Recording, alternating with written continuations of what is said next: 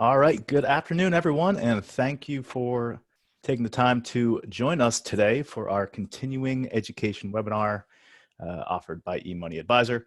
eMoney provides comprehensive, interactive, and planning-led solutions that help financial planning professionals, firms, and enterprises operate their businesses and serve their clients. And our overall mission is to help people talk about eMoney. My name is Brett Tharp. I am a financial planning education consultant and a CFP professional based out of eMoney's Philadelphia office, and I will be today's moderator. Our main speaker today is Jason Novak. He's our Senior Vice President of Security and IT Operations. And also joining us to facilitate today's webinar is Amanda Gutierrez, Christina App, and a few individuals from our marketing department as well. And today's session is titled Cybercrime, How to Recognize the Threats and Be Your Own Best Defense. But before I turn things over to Jason here, just have a few housekeeping items to take care of. So first, we have muted everyone and chat has been disabled, and we kindly ask to please send all of your questions in through the Q&A feature found at the bottom of your Zoom screen. We'll be compiling all of your questions throughout the presentation, and we will address as many as possible at the end of the presentation. Okay. In addition, Jason gave this same presentation at the 2019 eMoney Summit in Austin, Texas. If you earned a credit for attending this presentation in Austin, and if you're still in the same CE reporting cycle, you will not be able to earn an additional credit for your attendance today. And just like all of our CE webinars, these are educational in nature and should not be construed as advice. We ask you to please contact the appropriate professionals to discuss a particular client's unique situation. And again, we have allocated time at the end of the presentation to address as many questions as possible. And as another quick reminder, about eMoney's continuing educational program. Each month, we're going to offer a 60-minute webinar. These webinars are approved for CE credit by the CFP board.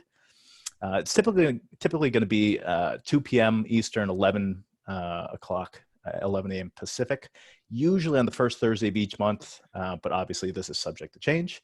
Webinars are going to be, again, 1 hour earning CFP credit for just one CFP credit, excuse me. And we kindly ask for everyone to remain on the webinar for the entire session, which includes the question and answers, just to ensure that you earn your credit. We did ask for your CFP ID at registration, but if you didn't supply it to us, or if you're just unsure, please feel free to email ce@emoneyadvisor.com, and we'll be able to capture that and add it to our attendance list. eMoney is also going to take care of reporting attendance to the CFP board. We'll also send a recording of the presentation as well as a confirmation email of your attendance with slides from the presentation as well. We just kindly ask for up to 2 weeks to process all follow-up materials, excuse me.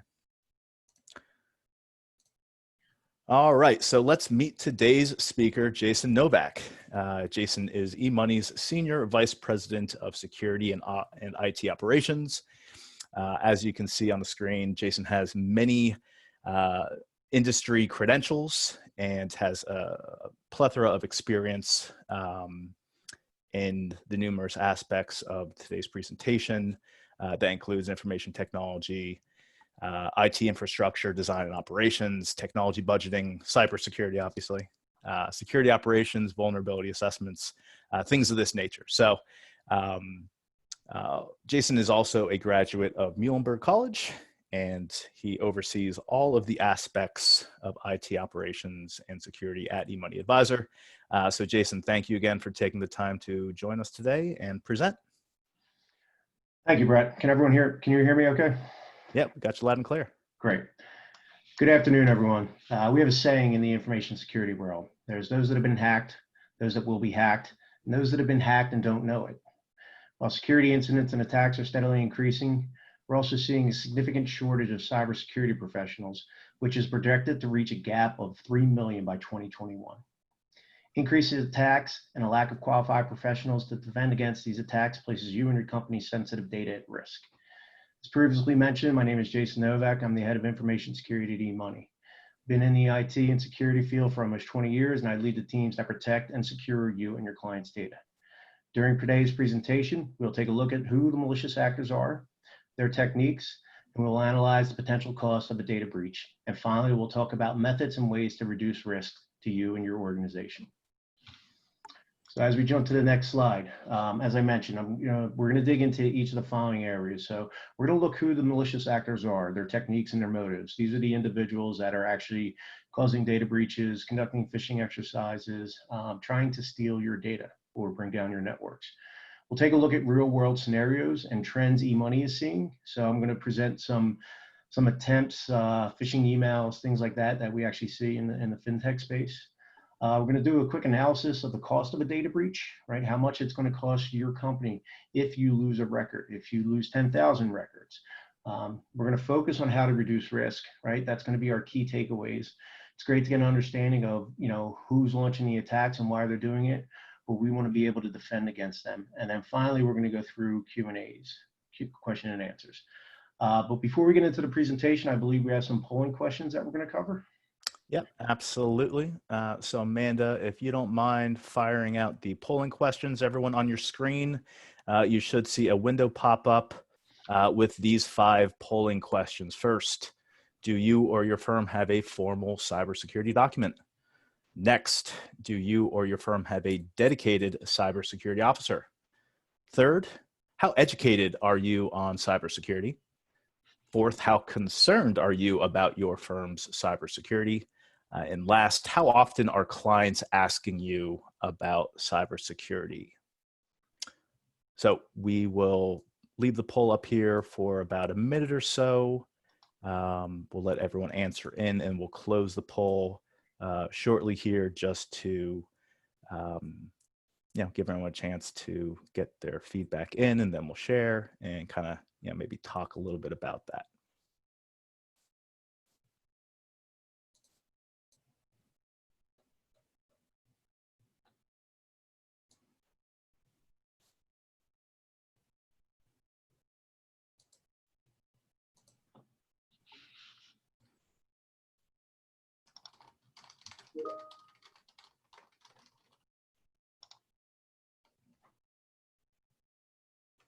Again, we'll give a couple more seconds here to get the polls up here.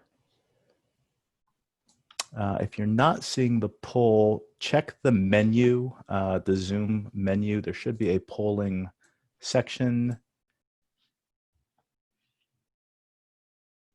Okay, it looks like a few of us are seeing the poll here. So yeah, if you're not seeing it, I would just suggest going to your Zoom menu. You should see a poll section. You might need to click on it, or it should be a window that pops up automatically. And Nancy, no, we did not miss any codes or anything like that. If you did not give us your CFP board ID, please email ce@emoneyadvisor.com, and we'll be happy to include that when we submit to the CFP board. So I'll give about another 15 seconds or so just to get any last minute responses in. And then from there, Amanda, if you wouldn't mind closing down the poll, and we'll talk about the results.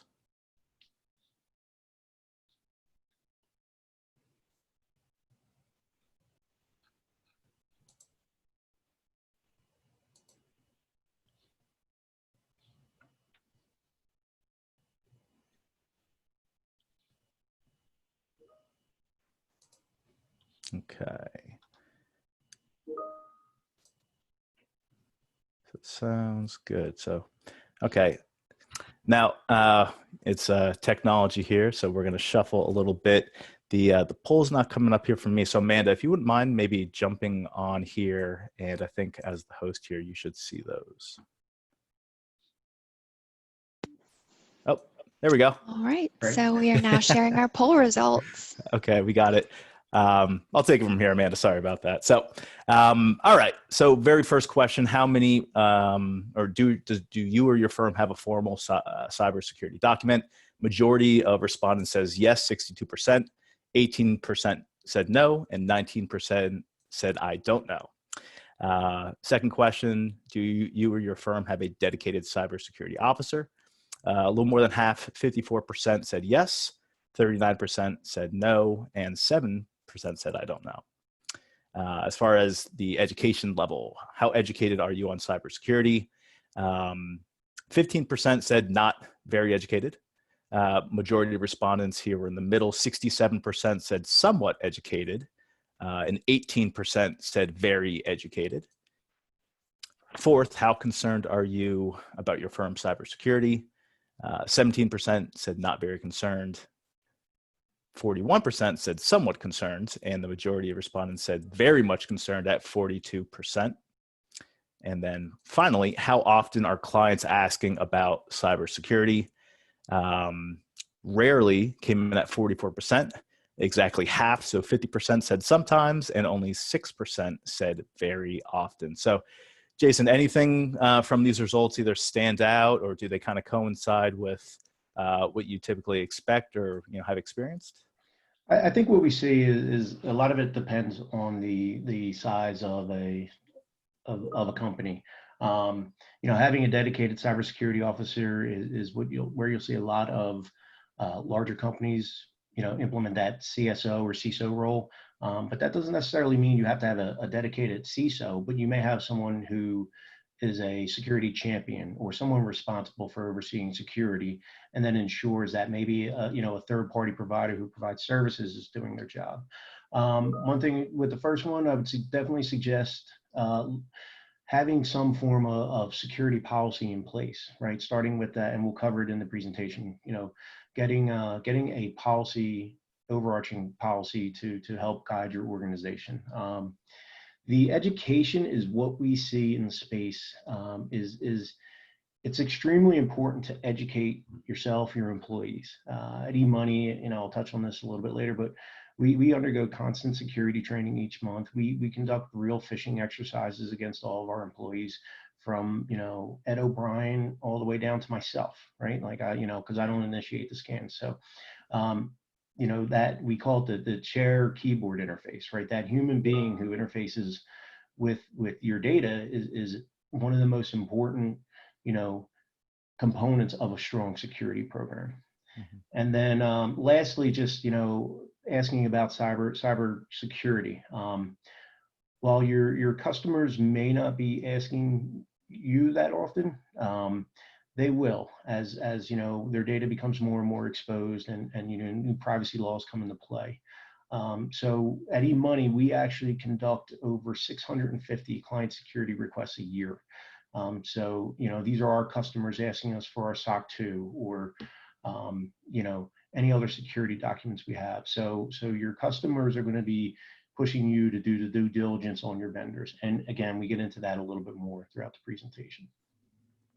All right. Awesome, Jason. Well, appreciate the initial response. And now I've turned the controls over to you as well. And we'll let you take the reins here for the rest of the presentation. Great. Thank you. Sorry, jumped ahead there. So I wanted to start off with some notable statistics. We talk about a cybercrime economy. Yes, there is a underground cybercrime economy. It's valued at $1.5 trillion. This is where they take your PII, your credit card information, your health information, and they sell it. There is anonymous rooms on the internet, right, where you can buy stuff with Bitcoin, right? And you can buy things in bulk as well, right? And depending on how good the credit card base is, if you have full name, Stripe information, credit card numbers, and expiration date, you may pay a premium. So it's a huge economy. It's continually growing. Breaches are up. That's nothing new. I pulled some of these statistics recently. 16 billion records exposed from 2019 to year to date. So there's a pretty good chance your PII, personal identifiable information, is out there on the internet. Damages to reach 6 trillion annually by 2021. So damages can mean multiple things, right? It could be the cost of, having to disclose a breach, right? Which we'll cover later on. It could be the cost of having to recover from what's called a DDoS attack, a distributed denial of service attack, in which a lot of, compromised computers will launch something against your website.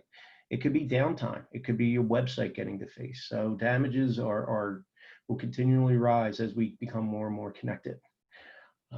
This one is a little shocking. It's estimated 146 billion records will be exposed in data breaches within the next 5 years. So going back to the previous statement, you're going to be exposed at some point. It's not a matter of if, but it's a matter of when and how much of your data was exposed.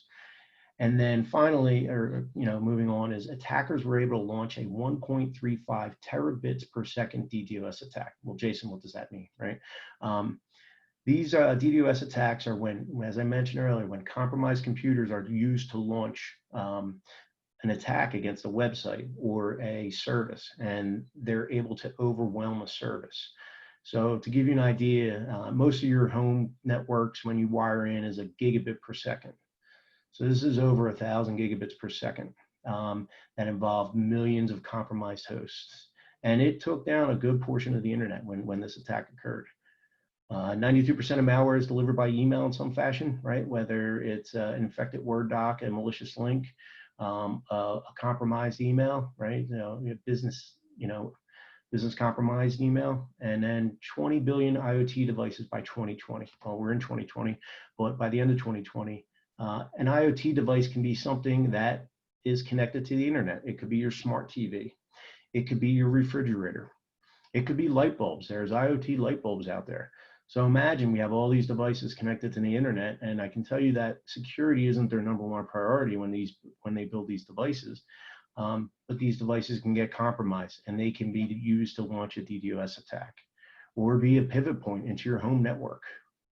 So a lot of notable statistics out there, and the landscape of the security world is ever changing. We have more and more devices on the internet. We have more and more users on the internet, and more data being stored on the internet. So as a security practitioner, our job is to protect our customers' data and our services.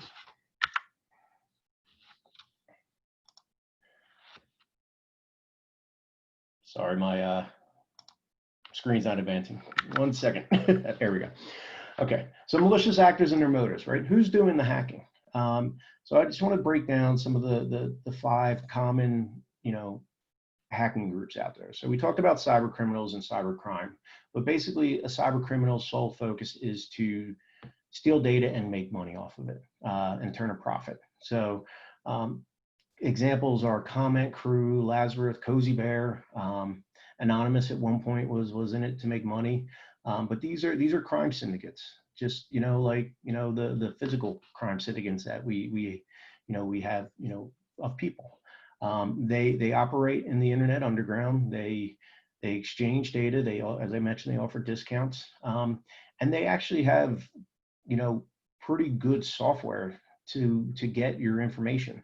Believe it or not, these teams will have a QA department, right? So when they write your malicious software and they get a Trojan onto your computer, they don't want it to be loud and obnoxious. They want to reside and be stealthy so that they can continuously siphon off your data and then send it to one of their, what we call a CNC node, right? A command and control node.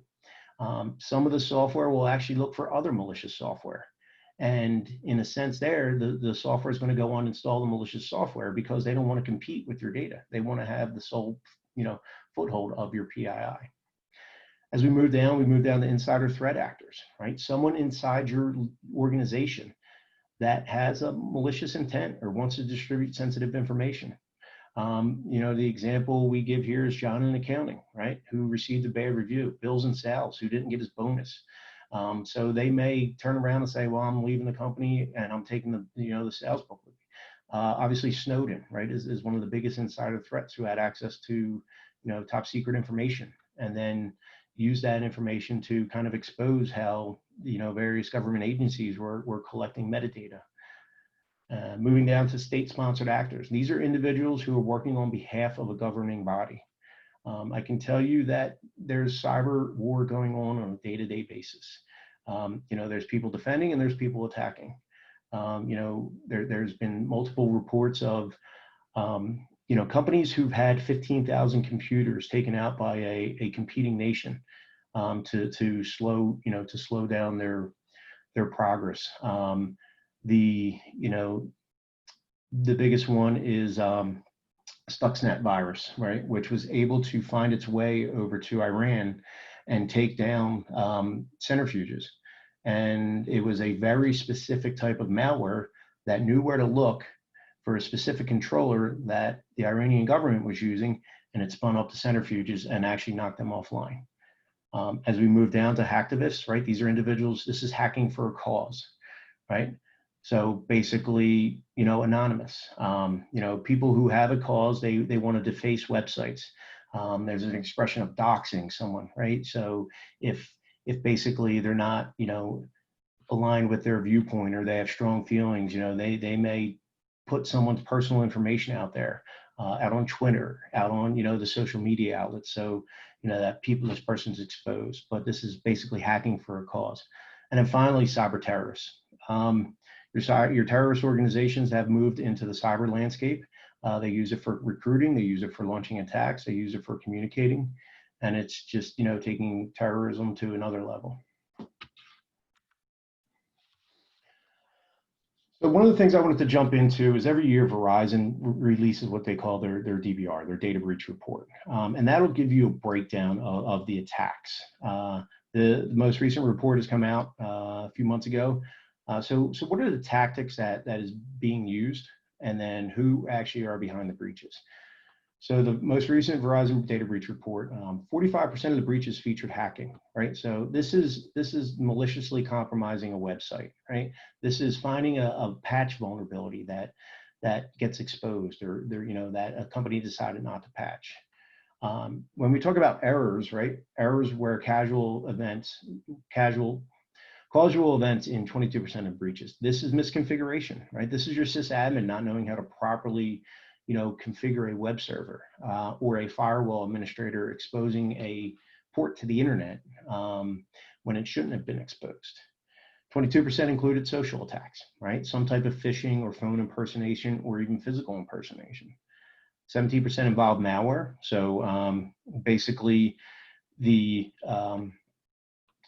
getting a piece of malware onto your machine via a social engineering attack, or malicious link to a website. 8% were misused by authorized users. This is basically someone unintentionally sharing a document that may contain PII. And then physical actions were present in 4% of the breaches. So some type of, what's a physical attack, right? These are just computers connected. It could be, what we call baiting, where, someone leaves an infected malware, an infected thumb drive. And, there's an enticing document on that thumb drive, and a user finds the thumb drive, picks it up, and then plugs it into a computer. As we go down, who's behind the breaches? 70% perpetrated by external actors. Obviously, organized crime groups were behind 55% of the breaches. 30% involved internal actors. So as we talk about that insider threat, that is still real. That's why you need to vet your employees, do the background checks, provide them with education. Do things like forced vacation, right? Making sure that someone else knows how to do that individual's job. And then, we tail off here with 4% had 4 more attack actions, partner actors, and featured multiple parties.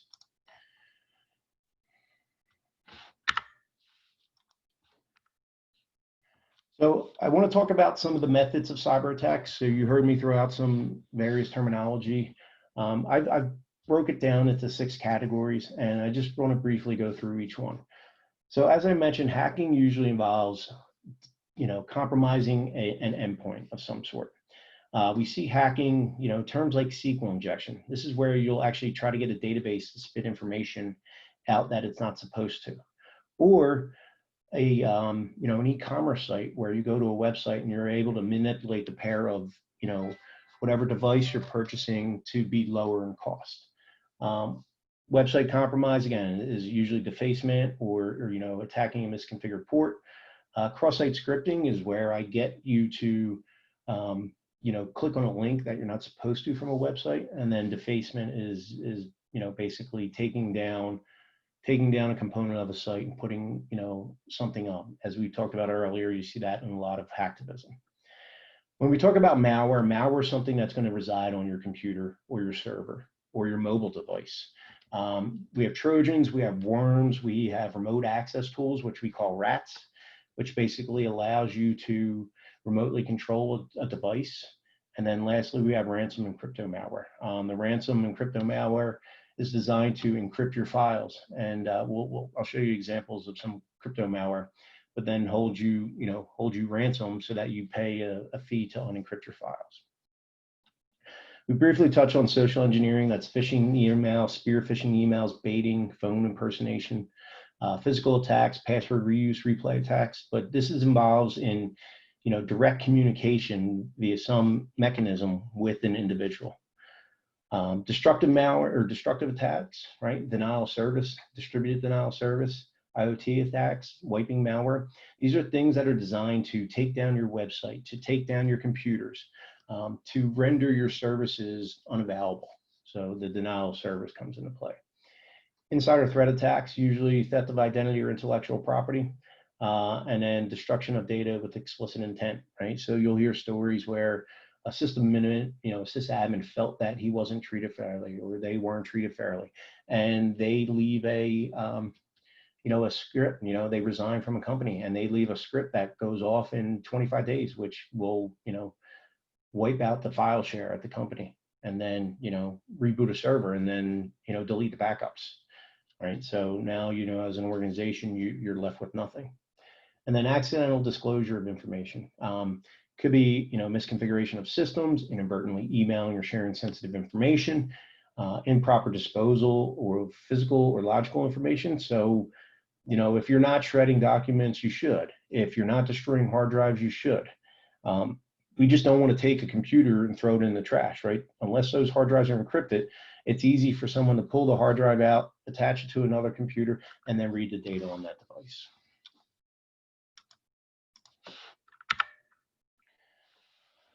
Diving a little bit further into the Verizon data breach report, this is just basically a breakdown of the attack methods and information.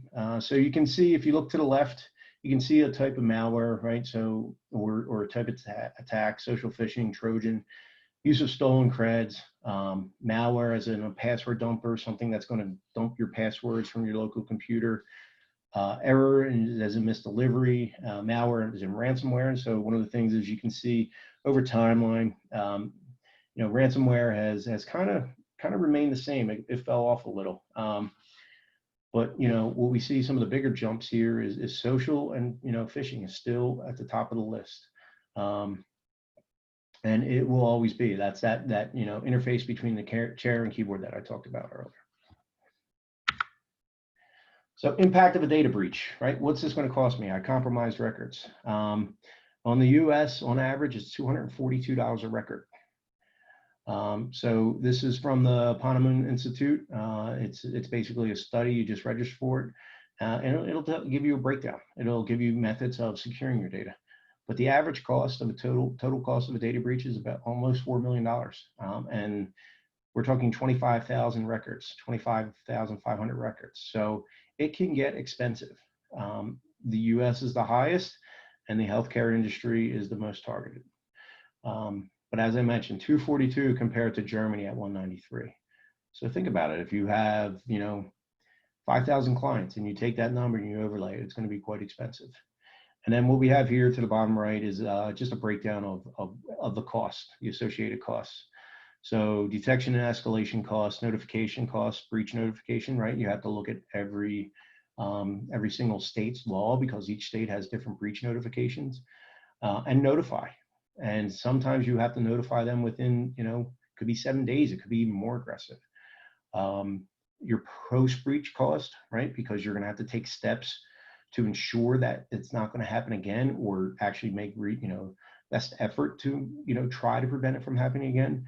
And then just the loss of pure revenue from reputational risk and damages along those lines. So jumping ahead, I just want to walk through some of these larger breaches that have made headlines. These are significant breaches. Target being one of the ones that was well known. That was a couple years ago. But Target breach occurred via a third-party HVAC provider who had access to Target's payment card environment. And in that environment, they were able to deploy what's called memory scraping malware. So when you went to swipe your credit card at checkout, the credit card information was unencrypted in memory for a split second, and this malware was able to grab that information and then siphon it off to one of its nodes to basically then compile that information and leverage it. But again, that was a third party. I think Target had 41 million records. We talk about Equifax. Basically, they had an unpatched server. There was a Apache vulnerability, and Equifax was breached because they did not patch their servers. Equifax lost 147 million records. There's about 330 million people in the US. So as I mentioned, at some point, your information is going to get compromised for sure. Marriott was compromised when an actual security analyst downloaded sample malware for analysis, and they did not do it in a proper manner, and that malware actually spread to the network, and they lost 500 million records there. OPM was poor security practices and stolen credentials, which led to 21 million records. Capital One was a misconfigured cloud firewall, which exposed 106 million records. Capital One was running on an AWS, and they had a policy on what's called a web application firewall that was misconfigured, which then led to an exposure and leveraging the scale and functionality of AWS. They were actually able to exploit the vulnerability.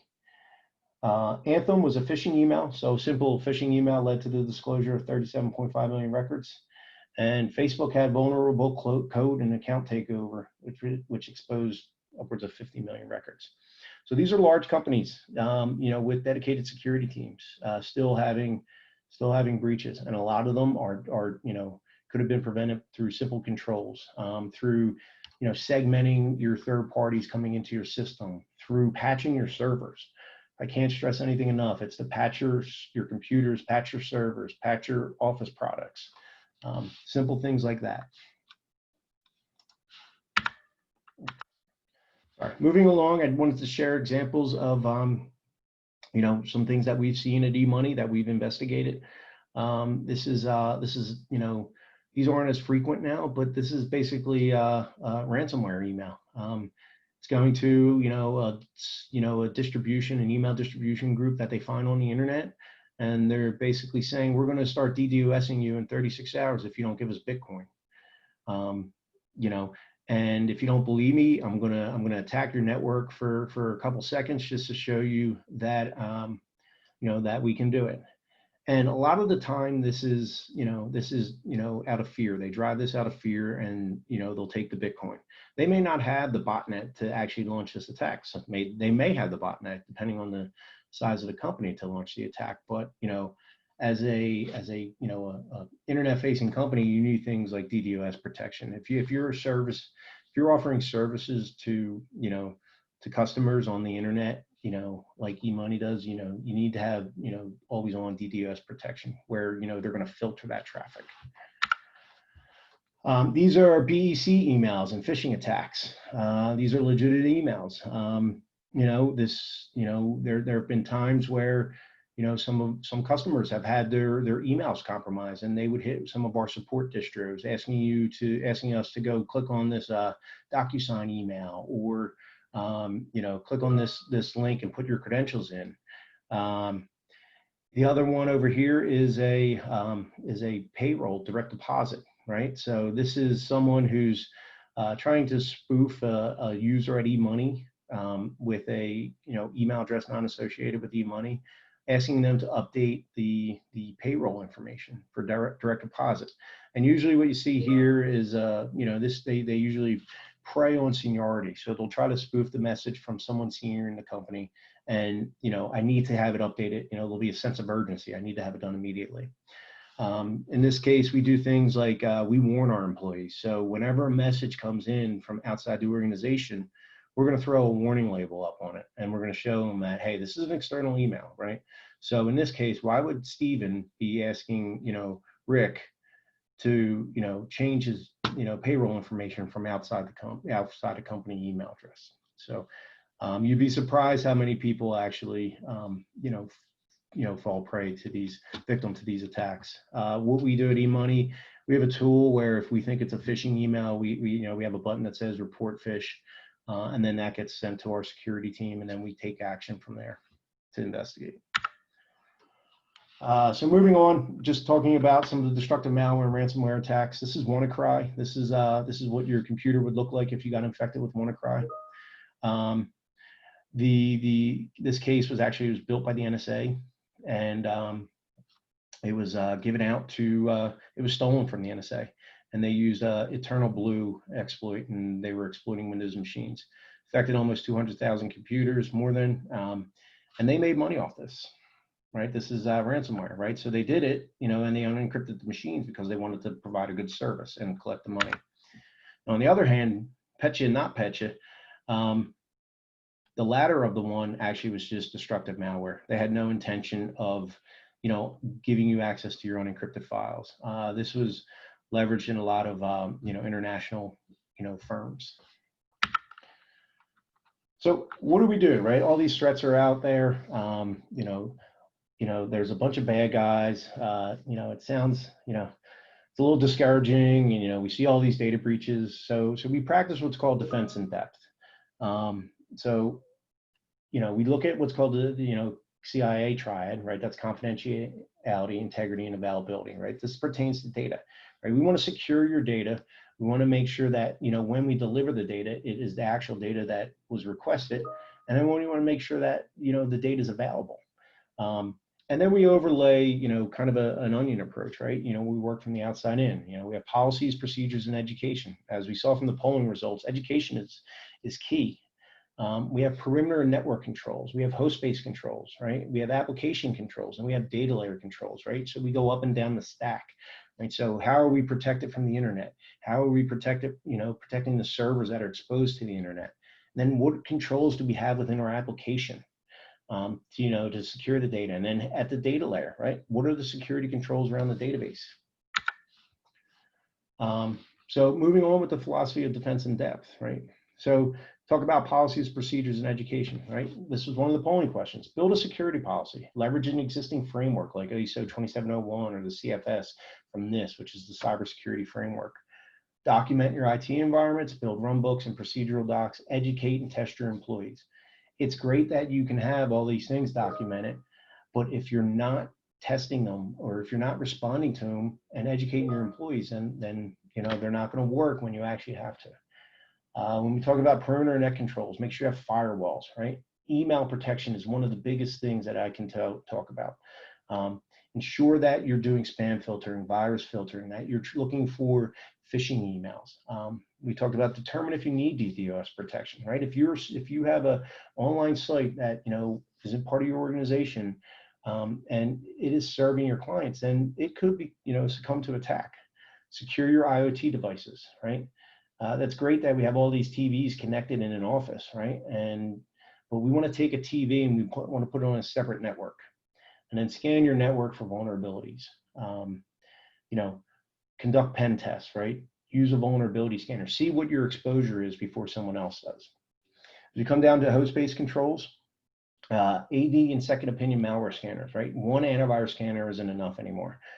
There's tools within the Microsoft suite. So you have system endpoint protection, and you can get a secondary advanced malware scanner. Website content filtering on and off network. As we just saw with COVID, majority of workforces are working remote, right? How are you protecting your remote devices right now? Do you have the ability to implement the same controls when a workstation is on your network versus off your network? Endpoint encryption and data loss prevention are key, right? Every device you have should be encrypted. It's built into Windows at this point, right? And some features let you manage it centrally, others let you manage it individually. But every device you have should have whole disk encryption on it. Secure hardened baseline builds for more advanced configurations, host-based firewalls, making sure that your workstations aren't being attacked. And then as we come down to the small, the tighter controls around the data, MFA wherever possible, multi-factor authentication, web application firewalls, making sure that what we're letting in is actually inspected. Account lockout controls and strong password policies, right? The frequency of change is not as important as the length of password at this point, right? you'd rather see a much longer password, which with, a lot more complexity than a shorter password that's changing every 30 days, every 45 days. So, a lot of people are starting to reevaluate their password policies. User access controls and routine reviews, right? Make sure that user still needs access to this application that has PII in it. Otherwise, take it away and then grant access with the least amount of privilege. You always want to give a user access that they need to do their job, nothing more. Blanket access rules get a lot of people in trouble. And then as we get down to the data layer, right, the actual data, identify and classify it, encrypt, encrypt, encrypt, right? You should encrypt your sensitive data wherever you can. And then audit and centrally log all data and events and deploy database monitoring tools. So as we have about 10 minutes left as we're winding down, I want to talk about the do's and don'ts of information security.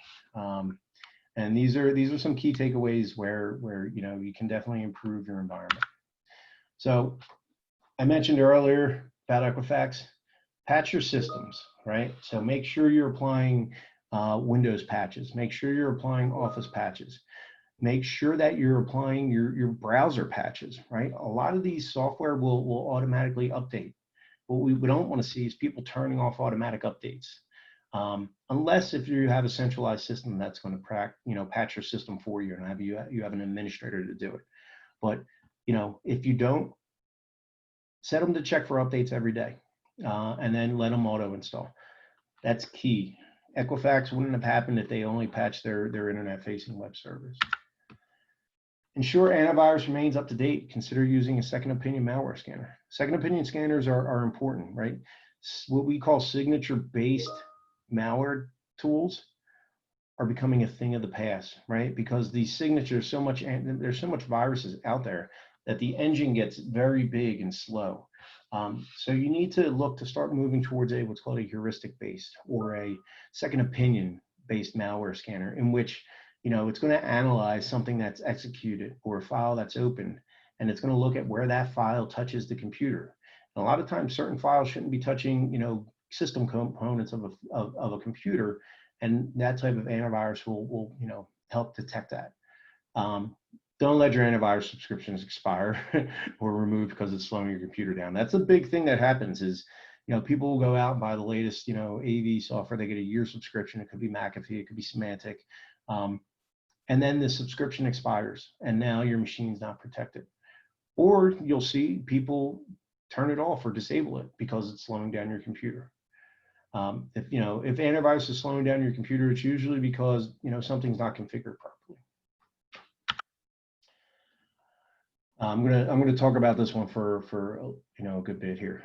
Use a password management utility or password safe to create randomized passwords. Enable secondary authentication.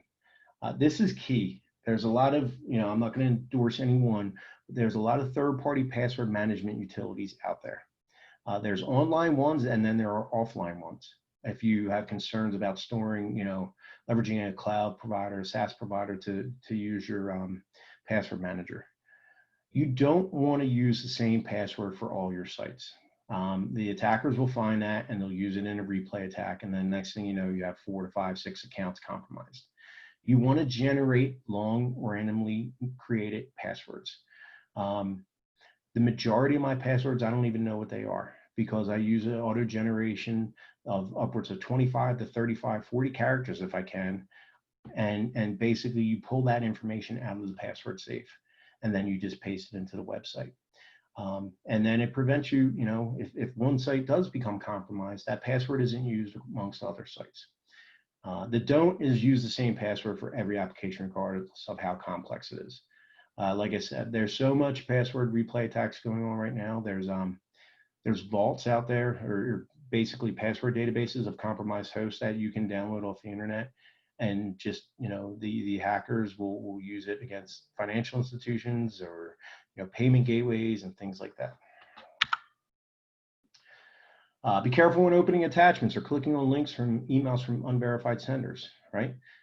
That's what I said, we saw from the statistics that phishing emails are key in compromises of net environments. You just don't want to click on a link if you don't know who it's coming from. as I showed you before, we tag our external messages, as external messages. And it's important, right? If you don't know, don't click, right? Don't open the attachment. Forward the message onto your IT department. Make sure they know it's okay. I go back to RSA was compromised a few years ago. We're talking like over 6-7 years ago. Your RSA tokens, these are the physical tokens, they were compromised by a phishing email that went into the recruiting department of RSA. It was an Excel spreadsheet. And the attackers were able to use that compromised host on the recruiting network to then go and grab the basically the algorithm that generates the tokens, the seed mechanism, steal that from RSA, and then they were able to use that to launch an attack against Lockheed Martin, which had 2FA in place. Fortunately, Lockheed Martin was able to detect the attack and block it. So, phishing email compromise is can be deadly. So obviously the don't is click on links and rush to provide a website your credentials. Encrypt sensitive data via email services or encrypted archives. Share the password out of band.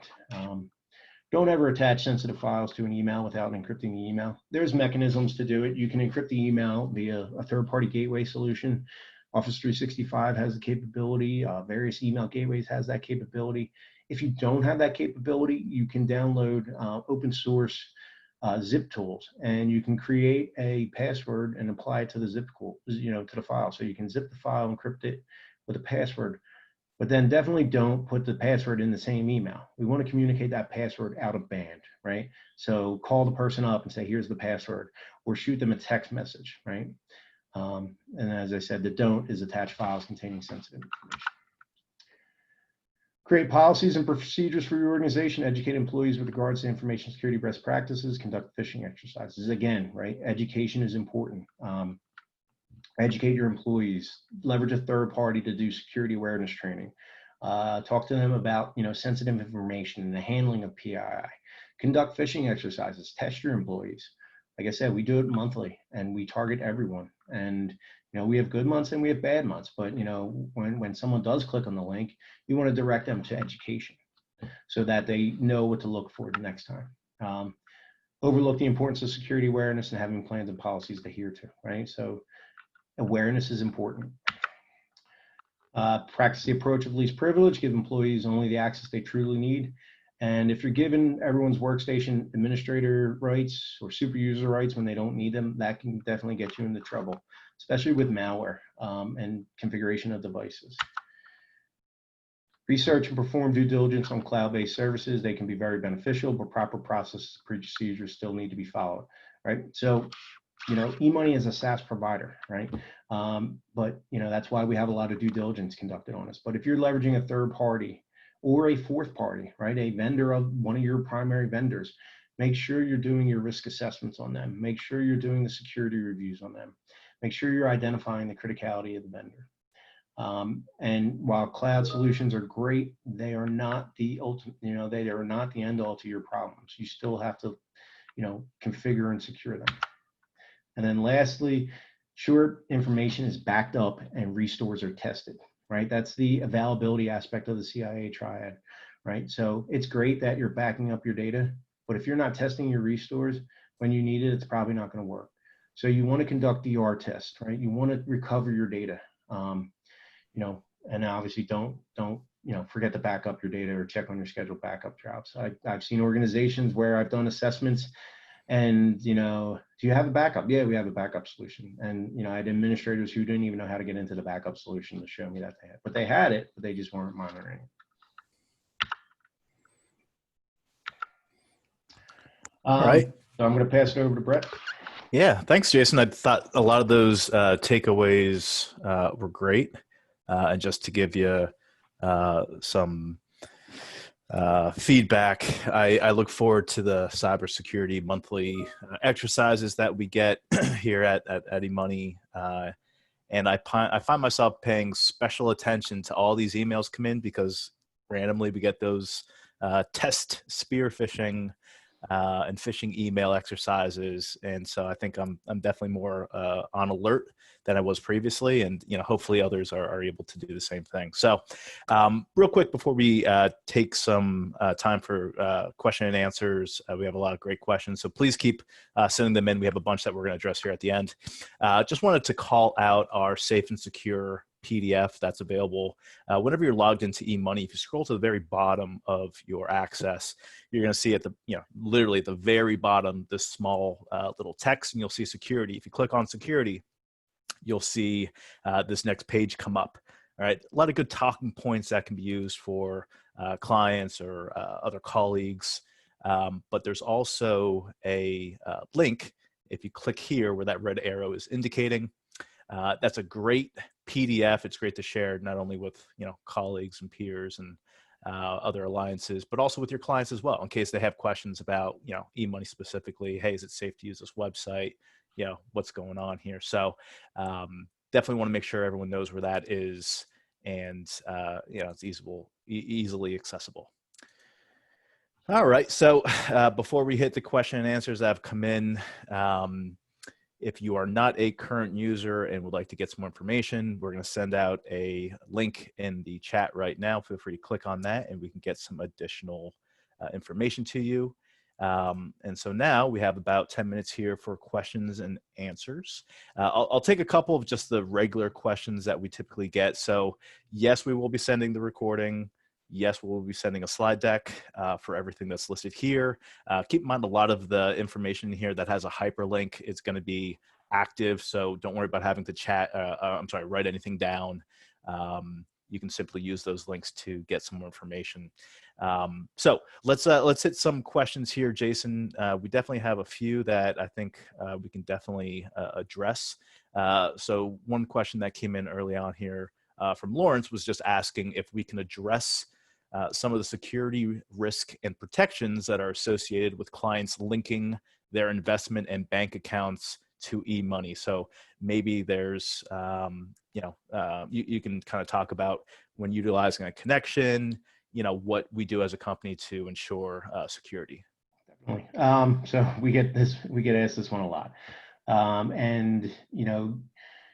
For those existing customers, you can always request our SOC 2 report.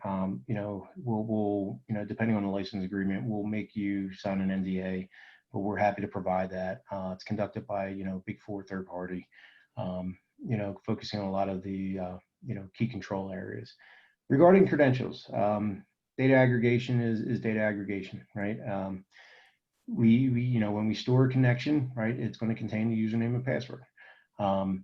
How we store that information has been reviewed, tested, pen tested multiple times, but it's encrypted. We have a key rotation. We have controls around who accesses that encrypted data. But it sits in our secure environments. We have a lot of controls at eMoney around protecting data. When I talk about how we isolate our production environment versus our user networks. For any individual to gain access to production, they have to traverse 2 firewalls. They need to be authorized on our production environment domain, right? It's a separate account from their everyday user account. We have endpoint data loss prevention controls, right? So when someone does touch sensitive information, from our production environment, it's logged. It gets blocked when need to be. But specifically around the creds. It's going to be a stronger level of encryption. I just don't want to talk about the on the call the actual encryption algorithm. It's going to have associated key rotation, and it's going to be locked down to a select group of users who have access to the production environment. Okay, thanks for that, Jason.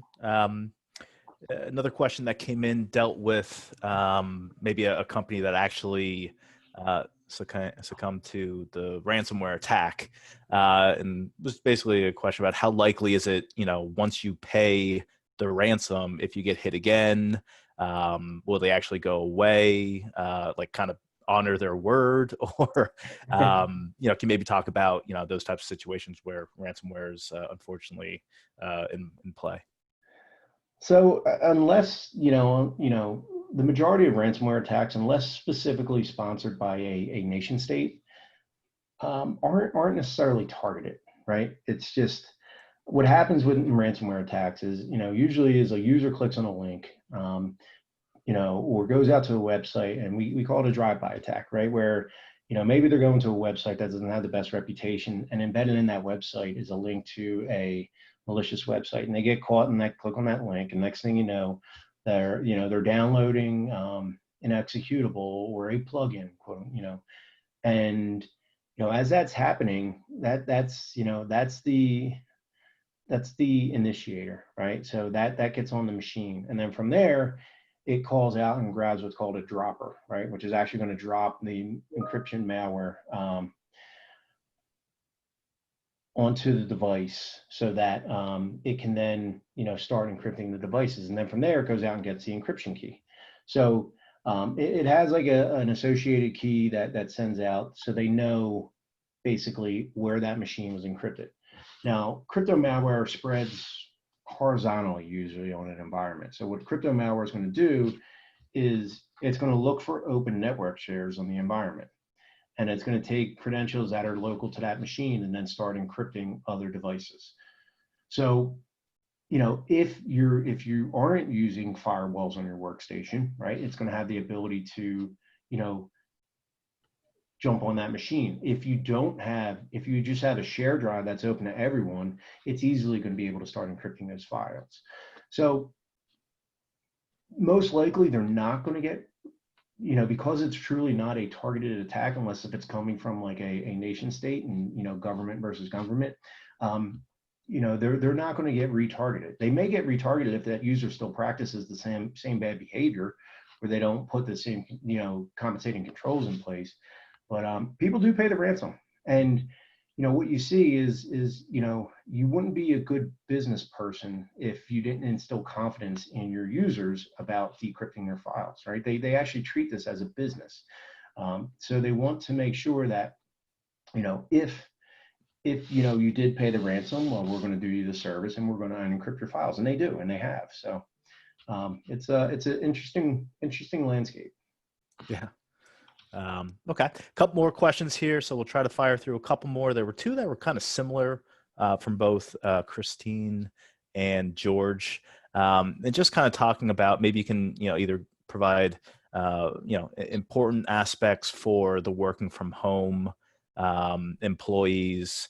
Would that differ from the do's and don'ts that we had listed previously, or maybe you can just kind of give some simple suggestions about not working in the office, being remote, besides maybe encryption and firewalls? Sure. So obviously you want to educate your employees about their wireless networks. Most internet providers will deploy with the latest version of wireless encryption, and they'll have randomized SSIDs and passwords. But if anyone, you obviously want to stress, like, make sure you're not running open wireless networks in your house, right? I always say, if you can plug into a router, you should plug into a router. One, it's going to give you a better experience, but two, it's it's not broadcasting that wireless signal out there. When we talk about securing home IoT devices on a separate network, it comes down to a pretty technical skill set, right? So we call them they're called VLANs, right? And so yes, in an ideal world, you would love to have your business related devices sitting on a isolated network versus your Xboxes and your refrigerators and your IoT devices. But that requires a decent amount of technical knowledge.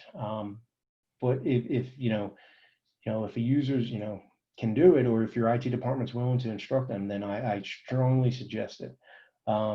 You can create separate wireless networks for your IoT devices, but if you don't configure the back end properly, it's still going to put them on the same network as your other devices. So it takes a little bit of technical know-how.